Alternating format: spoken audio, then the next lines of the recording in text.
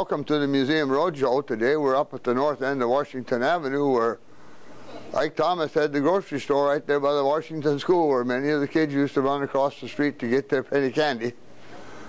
Thomas Grocery was a landmark in that part of town for over 75 years. It stayed in the same family and it was a very unique little store.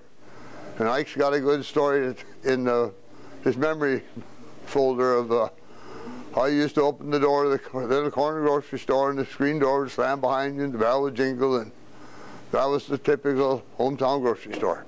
My father, he was on his way to a dance. How he got started, he was on his way to a dance and he stopped in to buy a pack of cigarettes from his cousin.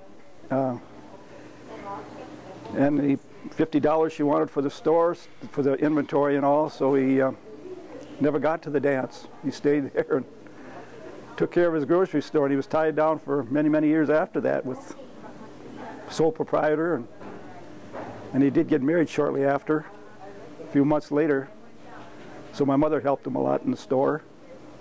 They had a little store up there where the trophy house is now, on the north side, and the gas pump out in front. Used to be Mickelberg's. That house that they had for a store at that time is 2 blocks on 34 east there. Larry Peterson's living in it now. Of course, they added on to the house, but the main building, that was the store. They moved it over there. Right across from the Baptist church there. It's on the corner of 34 and Curry, I think it is. And then in 32, he built the store down at 222 Washington Avenue, where we are now. Well, early during the Depression, see, he built it during the Depression. Charlie Scalene, he built it. He said he built it like a barn. Well, and it's still standing firm and strong and all balanced up. I mean, it's you can hold a level up there and it's right on. Yeah. And it was nice, you know. We could always go down and get what we needed out of the store, so we didn't have to go grocery shopping. My mother, just like my wife now, she just, when we plan on a meal, she just goes down and gets what she needs. Now she sends me grocery shopping, see.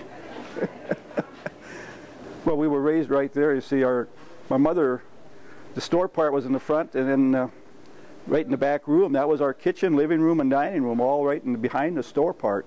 So my dad, he loved to visit a lot, and a lot of them will attest to that. And my mother, when she'd look out there a lot, and if he was gone, she'd have to come out and take over.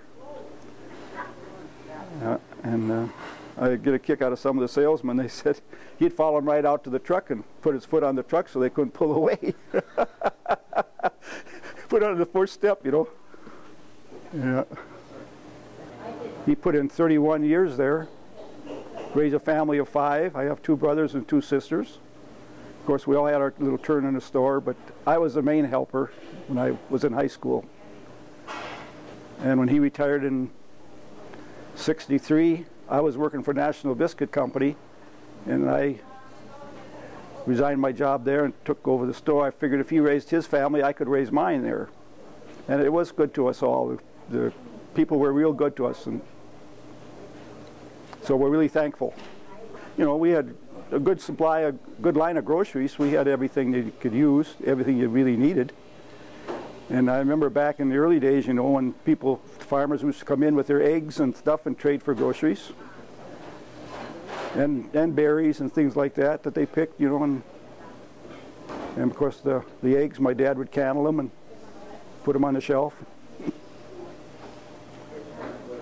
And it was tough times back then. He said a lot of things, you know, it was just like the store too, it was tough. Everybody had it tough during the Depression, yeah. He had some great memories of that, yeah.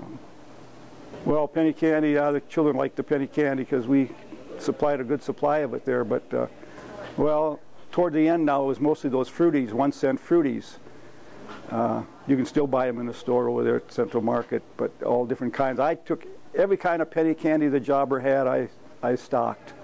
So I had behind the counter, I had them lined up in bags. I just opened the bag and they'd come back and help themselves. I told them to put them on the counter there. When I was waiting on another customer, I'd let them do their own, and I told them to put them in groups of 5s so I could count 5 a lot faster than. Then when I got around to it, I'd add theirs up, and away they'd go.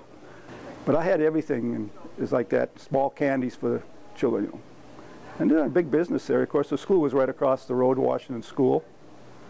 And in the morning when I first came there, you know, after my dad retired, he had quite a following. They'd be lining up way outside the door and everything, waiting for me to open up.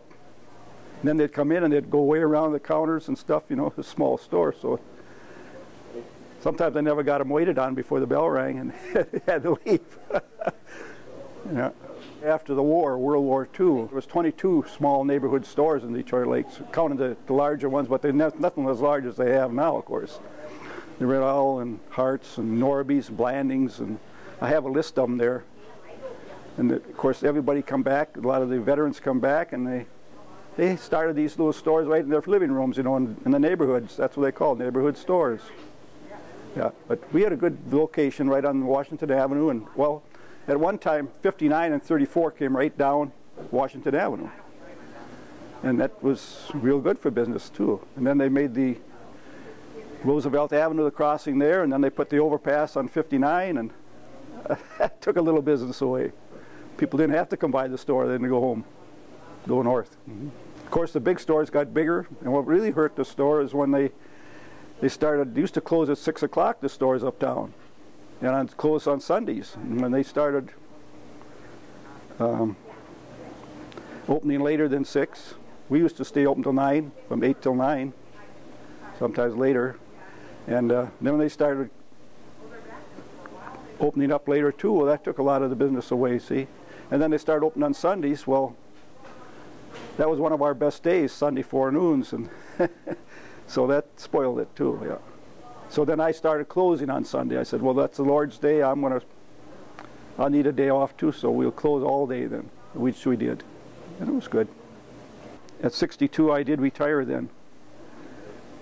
And I was thankful for, you know, all the business I got. But it was slowing down then. The big stores were moving in. I couldn't blame my customers for walking by with their groceries, you know, because I couldn't compete with them stores uptown. I could go uptown to County Market and some of them, and which I did. I'd go down there once a week and buy groceries cheaper from them than I could buy it from my supplier, certain items. So what was I to do? I had to do what I had to do. I closed in the end of '94. So I said at the beginning of '95, really, yeah. New Year's Day, that was it. Thanks for watching this Museum Roadshow. I'm Roger Engstrom, signing off till next time. Remember, on TV3, history repeats itself every 4 hours.